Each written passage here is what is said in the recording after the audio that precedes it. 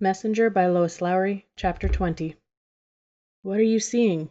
Maddie asked her in a hoarse voice. But she didn't reply at first.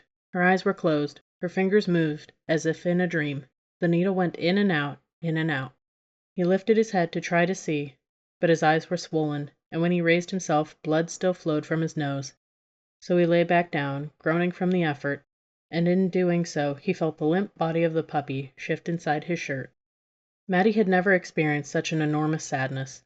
His other dog had died in old age, peaceful and ready. But Frolic was only a puppy, new to life, and had been such a spirited creature, so curious and playful. It seemed impossible that he would have become a lifeless thing in such a short time. But it was true of everything, he thought. His sadness was for all of it, for Village no longer the happy place it had been, for Kira no longer the sturdy, eager young woman he had always known, and Leader. He wondered what was happening to Leader now. Suddenly, Kira seemed to come awake. She whispered, "He's coming. He's close." Her voice was right next to him, very near to Maddie's ear as he lay curled next to her, but it sounded at the same time far away, as if she were moving someplace distant. The vine around his ankle tugged at him, bit into his flesh, anchored itself there, and sent a new shoot upward. Another snaked itself out of the bushes and curled around his foot. Leader didn't notice. He stood immobile, alert. His eyes were open, but he was no longer seeing the vermin-ridden trees around him, their blighted leaves, or the foul dark mud under his feet. He was looking beyond, and he was seeing something beautiful. "Kira," he said, though it was his mind that spoke, for his human voice was inaudible now, and his mouth was painfully swollen with open sores.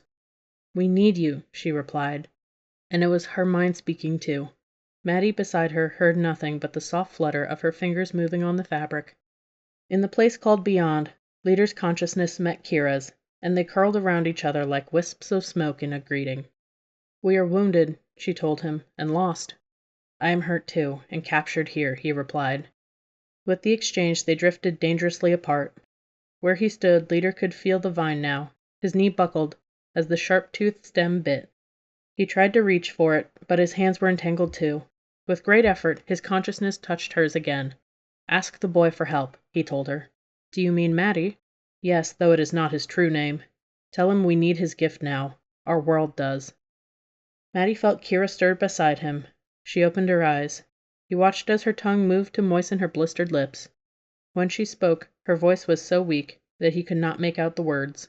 With difficulty, he leaned painfully toward her, so that his ear was near her mouth.